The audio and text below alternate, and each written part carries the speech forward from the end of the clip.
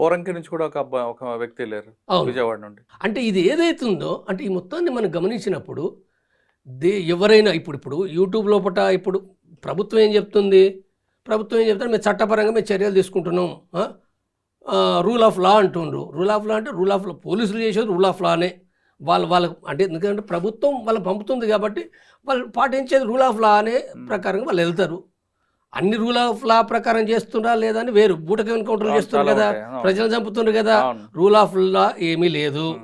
కానీ ఇక్కడికి వచ్చేవారికి ఏదైతుందో ఇప్పుడు ఇక్కడ ప్రజలు ఏమంటుండ్రు, నువ్వు లాని ఏం అమలు జరుపుతున్నావు కానీ మొత్తంగా ఇప్పుడు ఈ 4 రోజుల కాంచి కనుక మన ఈ యూట్యూబ్ చూడండి, అన్ని టీవీ ఛానల్స్ లోపల ప్రతి ఒక్కరు 99% ప్రజలు వ్యతిరేకిస్తారు, బాధపడుతున్నారు వాళ్ళు.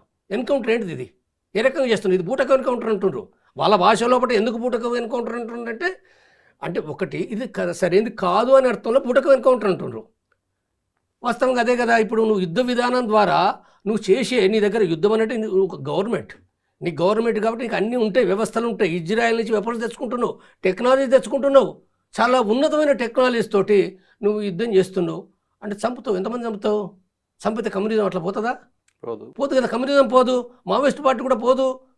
ఒకడ చనిపోతే మళ్ళీ ఒకడ పెరుగుతుంది, మరింత విస్తృతమవుతుంది. ప్రజానీకంలో నువ్వు చేసే చర్యలు ఏవైతున్నాయో అంటే తాత్కాలికమైన ప్రయోజనాల కోసం నువ్వు చేసే ప్రతి చర్య నీకు దీర్ఘదృష్టితుడి కనుక ఆలోచిస్తే అది నష్టకరంగా మారుతుంది. ఎందుకు నష్టకరంగా మారుతుందంటే ఈ ప్రజలు చంపబడుతున్నప్పుడు ప్రజలు ఆలోచించేది ఏందో ప్రజల బట్టి కసి పెరుగుతుంది. ఈ గవర్నమెంట్ ఎవరిది?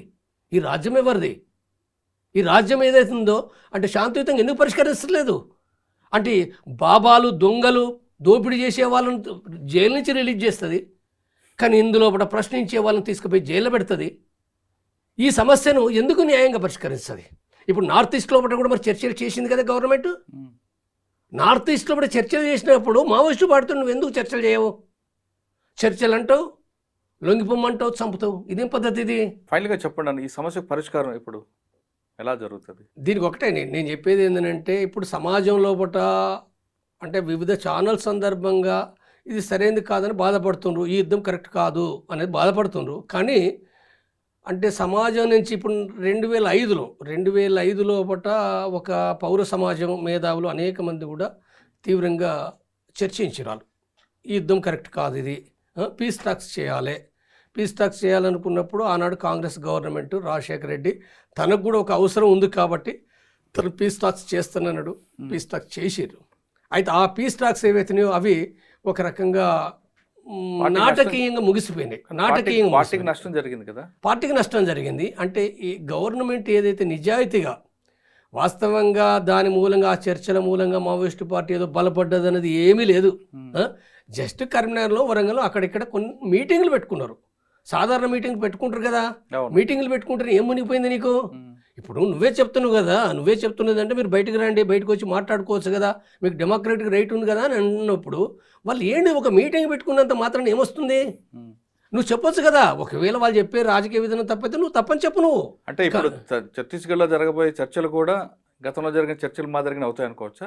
అంటే నమ్మకాలు లేవు కదా. ఇప్పుడు యాక్చువల్గా ఇప్పుడు అమిత్ షా ఛత్తీస్గఢ్ లోపల బీజేపీ గవర్నమెంట్ మళ్ళీ కొత్తగా ఫామ్ అయినప్పుడు అక్కడ ముఖ్యమంత్రి మాట్లాడాడు, హోమ్ మినిస్టర్ మాట్లాడాడు, అమిత్ షా కూడా అక్కడికి వచ్చినప్పుడు మాట్లాడాడు, చర్చలకు రండి అని అన్నాడు. ముఖ్యమంత్రి అయితేనో మీరు రండి, నాతో అవసరమైతే ఫోన్లో కూడా మాట్లాడవచ్చు అని చెప్పి అన్నాడు. ఫోన్లో మాట్లాడచ్చు అన్నావు, ఎన్కౌంటర్ చేస్తున్నావు. ఎవరిని ఎన్కౌంటర్ చేసినావు? అసలు పార్టీ దళాలను కూడా కాదు, ప్రజల్ని చంపినాడు. ప్రజల్ని చంపి మళ్ళీ చర్చలకు రమ్మంటే వాళ్ళు ఎట్లా వస్తారు? అది జోక్ కదా అది. మరి పరిష్కారం ఏంటి మీ దృష్టిలో? అందుకోసం నేను ఏమంటున్నానంటే పౌర సమాజం నుంచి ఒత్తిడి జరగాలి సీరియస్గా. ఇప్పుడు ఆంధ్రలో కావచ్చు, తెలంగాణలో కావచ్చు, ఎవరైతే ఉన్నారో పౌర సమాజం నుంచి అంటే ఇప్పుడు ఈ చర్చలు అనేటివి యుద్ధం అనేది ఇది రాజ్యాంగ వ్యతిరేకమైనది. ఈ యుద్ధం అనేది ఏందో ఇప్పుడు ఇరువైపులు చనిపోతారు, పోలీసులు చనిపోతున్నారు, వీళ్ళు చనిపోతారు. ఇప్పుడు 2-3 ఘటనల లోపల మావోయిస్టులు చనిపోయినరు. మరి రేపు పోలీసులు చనిపోరా? అదే చనిపోరని మనమే గ్యారంటీ ఇవ్వలేము. తప్పనిసరిగా రేపు చనిపోవచ్చు. చనిపోయినప్పుడు మరి అప్పుడు చర్చ ఏంటిది? అంటే ఇప్పుడు ఈ ఉన్నాయి. ఇప్పుడు 2026 మార్చి డేట్ పెట్టిండ్రు. వాస్తవంగా నేను యుద్ధం అనే దానికి నేను ఇంకొకటి ఏం చెప్తున్నానంటే ఈ ఆపరేషన్లు అనేటిందులో ఫస్ట్ గ్రీన్ అంటున్నారు, ప్రహార్ అన్నారు, తర్వాత త్రిశూల్ అన్నారు, తర్వాత ఇప్పుడు సూరజ్ కుండ్ అన్నారు, ఇప్పుడు కగార్ అంటుండ్రు. ఆపరేషన్ల పేరు అంటే ఈ ఆపరేషన్లను బట్టి ఇది యుద్ధం అని అర్థం చేసుకోవచ్చు. అందుకోసం ఏంటంటే దీనిపైన తప్పనిసరిగా పౌర మేధావులు ఎవరైతే ఉన్నారో వాళ్ళు తప్పనిసరిగా వాళ్ళు నిలబడాలి, ముందుకు రావాలి. మావోయిస్ట్ పార్టీ కూడా ఏంటంటే ఆలోచించాలి. నేను చెప్పే విషయం ఏదైతుందో నేనేమి లొంగిపోవాలని నేను చెప్పడం లేదు, కానీ ఈ దేశంలో పట్ల వ్యవస్థ మారిన విషయాన్ని కూడా మావోయిస్ట్ పార్టీ తప్పనిసరిగా గుర్తించాలి, ఆలోచించాలి. ఇది నేను ఒక్కనే చెప్పడం లేదు. ఇవాళ మొత్తంగా ప్రజల అభిప్రాయాలు కనుక గమనిస్తే ఈ సొసైటీ మారిందనే విషయం వాళ్ళు అర్థం చేసుకోవచ్చు. వాళ్ళు అర్థం చేసుకోవాలి. ప్రభుత్వం కూడా ఏం కావాలో ఆ విషయాన్ని పక్కన పెట్టి ఎప్పుడో పాత లైన్లో వెళ్తడం అనేది ఒక మైనస్ ఉంది. అది ప్రభుత్వం ఏదైతుందో చొరవ చేయాలి. కేంద్ర ప్రభుత్వం దానికి అది మంచిగా జరుగుతుంది తప్ప కేంద్ర ప్రభుత్వం ఈ డిసిషన్ చేసుకోవడం ద్వారా రాజశేఖర రెడ్డిలా కాకుండా ఒక నిజాయితీగా అంటే ప్రభుత్వం మావోయిస్టు పార్టీతోటి పీస్ టాక్స్ కొనసాగించినప్పుడు వాళ్ళు వస్తారా రారా వేరు విషయం. ప్రభుత్వం చేతుల్లో ఉంటుంది కదా చొరవ. ఒకవేళ నువ్వు వద్దని కూడా బంద్ పెట్టుకుంటావు కదా, నీకేం నష్టం లేదు కదా, కానీ కొనసాగించవచ్చు కదా నువ్వు పీస్ ట్యాక్స్. ఇప్పుడు 2005లో కూడా రాజశేఖర రెడ్డి ప్రభుత్వం ఓన్లీ ఆంధ్రప్రదేశ్లో కొనసాగించింది. దేశంలో ఎక్కడ ఏ గవర్నమెంట్ కొనసాగించలే.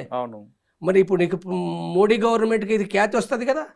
నీ భాష మార్చు, నువ్వు విజ్ఞప్తి చేయి, నీకే ఉపయోగపడుతుంది కదా.